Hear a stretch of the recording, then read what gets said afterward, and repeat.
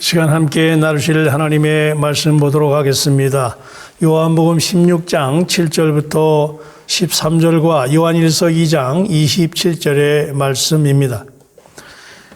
그러나 내가 너희에게 실상을 말하노니 내가 떠나는 것이 너희에게 유익이라.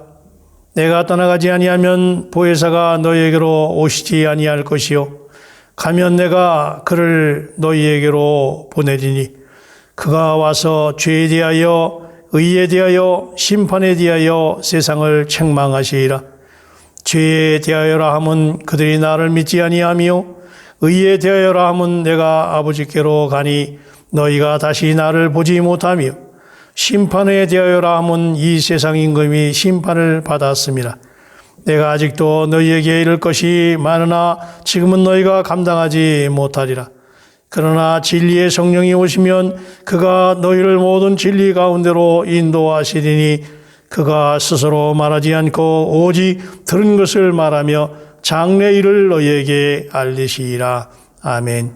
요한 1서 말씀입니다.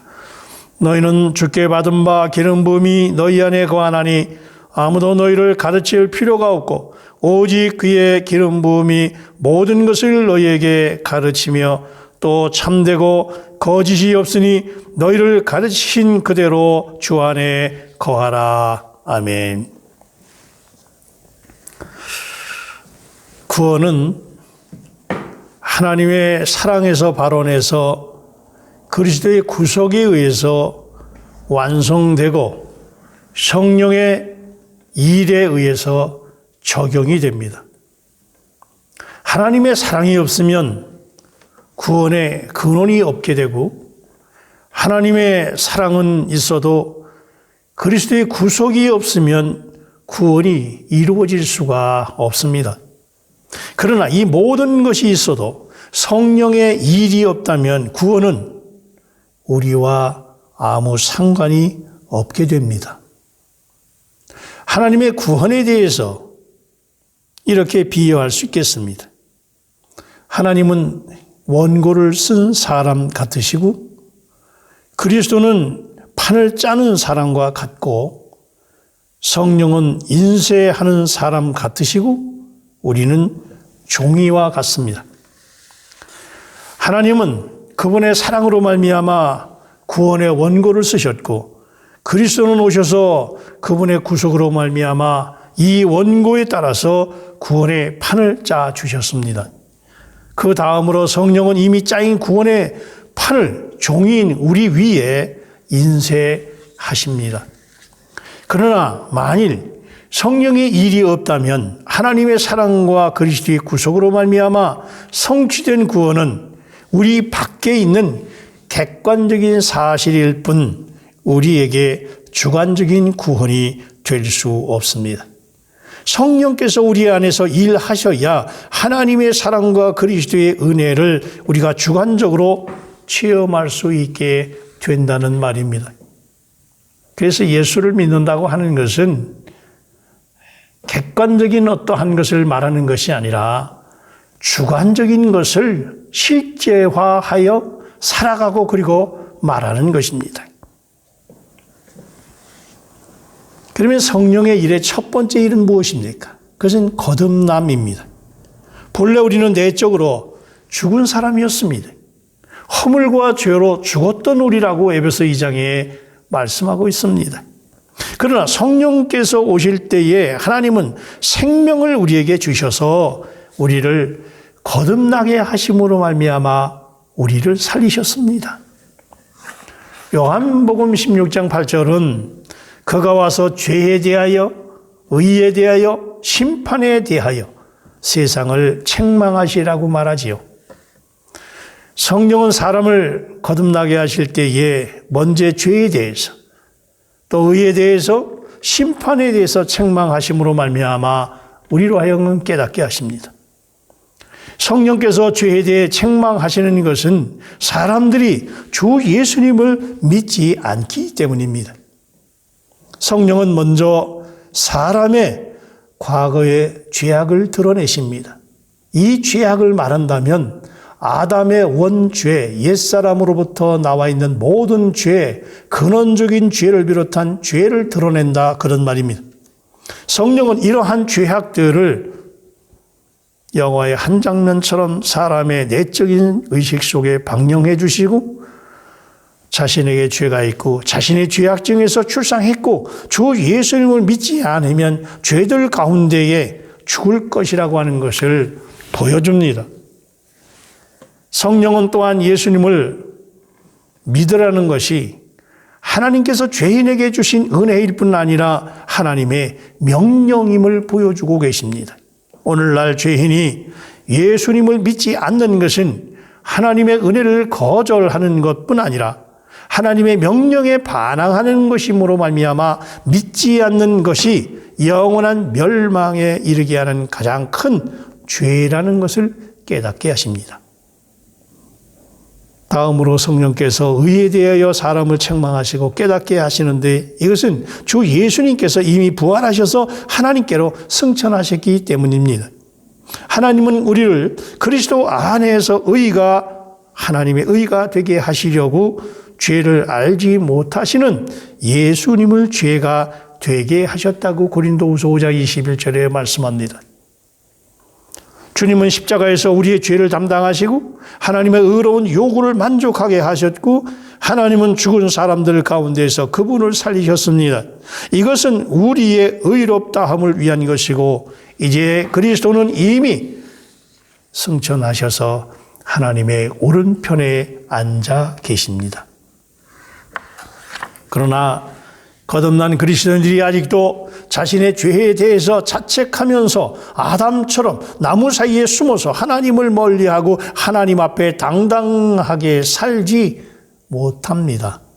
이러할 때 성령은 의에 대해서 책망하시면서 깨닫게 하십니다. 성령은 우리에게 그리스도께서 이미 승천하셔서 하나님의 오른편에 앉아 계신 것을 보여주시면서 그분의 죽음이 우리의 죄들을 해결했고 하나님의 의로운 요구를 만족했다고 하는 것을 알게 하십니다. 이제 하나님도 반드시 그분의 의에 따라서 그리스도를 믿는 우리를 의롭다 하실 수 있으시고 또 반드시 의롭다 하셔야만 합니다. 이것이 사실인데 왜 주님의 은혜를 받아들이지 않고 죄의 짐을 내려놓지 못하느냐고, 성령은 이것에 대해서 사람들을 책망하고 계십니다. 성령께서 또한 심판에 대하여 사람을 책망하시고 깨닫게 하시지요. 이것은 세상의 왕인 사탄이 이미 심판을 받았기 때문입니다. 하나님과 원수인 세상의 왕이 심판을 받았는데 그를 쫓아 하나님과 원수된 세상 사람들이 어떻게 심판을 받지 않을 수 있겠습니까?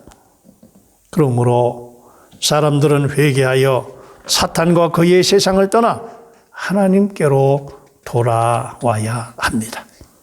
사탄은 그리스도의 십자가에서 이미 심판을 받았으므로 그리스도를 믿는 이들을 다시 다스릴 권한이 전혀 없습니다. 그러므로 사람들은 그리스도와 그분의 십자가를 의지하면 사탄의 통제에서 벗어날 수 있다는 말입니다. 이것이 사실인데 사탄의 손아귀에서 고통을 당하고 하나님과 원수가 될 필요가 있느냐고 성령은 사람들을 책망하면서 깨닫게 하십니다. 죄는 사람이 범한 것이고 의는 하나님께서 이룬 것이고 심판은 사탄이 받아야 할 것입니다. 죄는 아담 안에 있는 것이고 의는 그리스도 안에 있는 것이고 심판은 사탄을 위해 준비된 것입니다. 십자가에서 그리스도는 사람의 죄를, 나의 죄를 해결하셨고 하나님의 의를 이루셨고 사탄을 심판했습니다.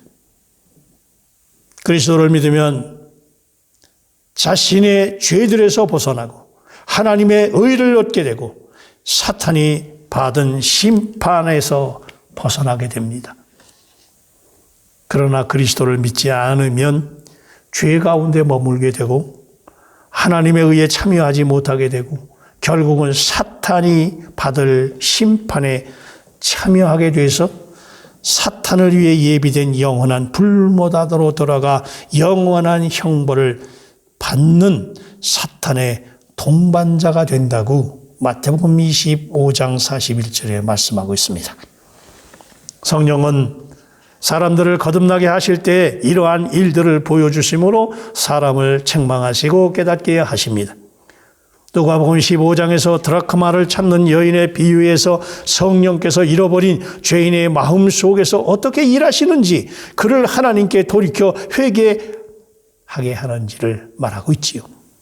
그 여자가 불을 켜서 집을 쓸어 잃어버린 드라크마를 찾기까지 부지런히 찾는 것은 성령께서 하나님의 말씀으로 사람 속을 비추고 각종 상태를 세밀히 살피시고 드러내시고 회개케 하시고 하나님의 보배인 잃어버린 죄인을 되찾고 하나님께 돌이키게 하는 것을 말하는 것입니다. 성령의 감동에 따라서 그리스도를 구주로 영접한 사람 속에 성령은 즉시 하나님의 생명을 나눠주심으로 말미암아 그를 거듭나게 하셨습니다. 그렇게 해서 우리는 그 영으로 거듭난 사람이 된 것입니다. 성령은 우리를 거듭나게 하신 후에 우리를 떠나지 아니하시고 내주하시는 성령으로 우리 안에 사십니다. 이것이 성령의 일의 두 번째 단계입니다. 에스겔서 36장 27절은 말씀합니다. 또 내 영을 너희 속에 두어. 우리가 주 예수님을 믿을 때 하나님은 성령을 통해서 그분의 생명을 우리 안에 주시고 또한 그 영을 우리 속에 두십니다. 모든 믿는 이들 안에 성령께서 거하시기 때문에 모든 믿는 이는 하나님의 거처이면서 하나님의 성전인 것입니다. 로마서 8장 9절은 누구든지 그리스도의 영이 없으면 그리스도의 사람이 아니라고 말합니다. 바꾸어 말하면 그리스도께 속한 사람에게는 반드시 그리스도의 영이 있다는 것입니다. 이것이 우리를 그리스도와 하나님과 연합되게 하고 그리스도와 하나님께 속하게 됩니다. 또한 속하게 합니다. 믿는 이들 속에 계시는 성령의 첫째 또한 기능은 도장을 찍는 것입니다. 성령이 우리 안에 계시다고 하는 것은 하나님께서 성령으로 우리 몸에 도장을 찍으셨다고 하는 것을 의미합니다. 성령의 도장 찍음은 우리가 하나님께 속한 사람이고 우리가 하나님의 유업이고 세상 사람과 분별되었다고 하는 것의 표시입니다. 믿는 이들 위에 도장으로 찍히신 성령은 믿는 이들을 하나님께 속하게 하실 뿐 아니라 하나님을 닮게 합니다. 성령은 하나님과 그리스도께서 분리되실 수 없으시고 성령께서 우리 안에 찍히신 것은 바로 하나님과 그리스도께서 우리 안에 찍히신 것입니다. 로마서 8장 2절은 성령을 생명의 영이라고 부릅니다. 성령은 하나님의 생명을 주시는 분이실 뿐 아니라 하나님의 생명의 실제입니다. 그러므로 성령을 떠나서는 우리가 생명을 체험할 길이 없습니다. 이 성령이라고 하는 것은 믿는 이들 속에 도장과 생명의 영일 뿐 아니라 보혜사이십니다. 우리의 변호자이시자 주 예수님은 우리를 위해 하나님 앞에서 성취하시는 것들을 우리 안에 돕는 분으로, 그렇게 돕는 분으로 계신 성령을 통해서 우리에게 전달하심으로 우리가 위로와 기쁨을 얻도록 하시고 이 세상을 살아갈 힘을 얻게 하십니다. 마찬가지로 우리 안에서 돕는 분이신 성령도 항상 우리의 각종 상황과 필요를 하늘에 계신 우리 변호자이신 예수님을 통해서 하나님께로 가져가셔서 우리가 하나님의 돌봄과 공급을 얻도록 하십니다. 요한일서 2장 27절은 너희는 주께 받은 바 기름 부음이 너희 안에 거하나니 아무도 너희를 가르칠 필요가 없고 오직 그의 기름 부음이 모든 것을 너희에게 가르치며 라고 말씀합니다. 성령은 기름 부음을 통해 우리 속에서 가르치시고 모든 일에서 하나님의 갈망과 뜻을 알게 하십니다. 성령은 우리 속에서 말할 수 없는 탄식으로 우리를 위해서 직접 중보기도 하시고 우리가 고통을 당하고 마음의 상처를 입은 이를 만날 때에 성령은 우리 안에서 하나님의 위로를 받게 하십니다. 성령은 우리 안에서 많은 열매를 또한 맺게 하시지요. 하나님과 믿는 이들 사이에 영적인 또한 교통을 갖게 합니다. 그 밖에 성령은 많은 일들을 우리 안에 하시지만 우리는 우리 안에 거하시는 성령에 대해 책임이 있습니다. 우리 안에 거하시는 성령에 대한 우리의 첫째 책임은 성령을 소멸하지 않는 것입니다. 데살로니가전서 5장 19절에서 성령을 소멸하지 말며 라고 말합니다. 소멸하다라는 원문의 말은 불에 물을 뿌린다는 뜻입니다. 우리 안에 성령의 움직임은 불을 붓는 것과 같은데 이 위에 물을 뿌려서 성령의 감동을 끄지 말아야 된다는 말입니다. 예를 들어서 우리가 기도할 때 성령께서 우리가 잘못을 범한 일이 있고 또 이웃에게 가서 죄를 자박하라고 말할 때 우리가 그 감동을 억누르고 자백하지 않는다면 그것은 그 감동을 소멸하는 것이고 그 위에 물을 붓는 행위입니다. 우리는 또한 성령의 감동이 우리 안에서 너무 심해질까 봐 두려워하지 말아야 합니다. 우리는 그분의 감동시키는 불길이 더 타오도록 허락해야 하고 성령께서 우리 안에서 어떻게 감동시키는지 잘 순종해야 합니다. 그리고 성령에 대한 우리의 두 번째 책임은 성령을 근심하게 하지 말아야 한다고 에베소서 4장 30절에 말씀하고 계십니다. 만일 우리가 성령께 순종한다면 성령은 우리를 기쁘시게 하실 것이지만 우리가 성령의 기름 이 발음에 감동에 주의하지 아니하고 순종하지 않는다면 성령은 우리 속에서 근심하게 하고 우리는 그로 인해서 우울해지고 절망과 근심, 걱정, 슬퍼지게 됩니다. 따라서 우리가 성령께 순종하는지 불순종하지라고 하는 것을 알려면 우리가 매사에 즐거운지 또는 근심하는지를 보면 아는 것입니다. 결론적으로 말씀드립니다. 성령은 우리 안에서 일하실 뿐 아니라 우리 밖에서도 일하십니다. 주 예수님은 성령께서 한 면으로는 우리 안에 계실 것을 말하고 또한 면으로서는 우리 위에서 임하실 것을 말씀하십니다.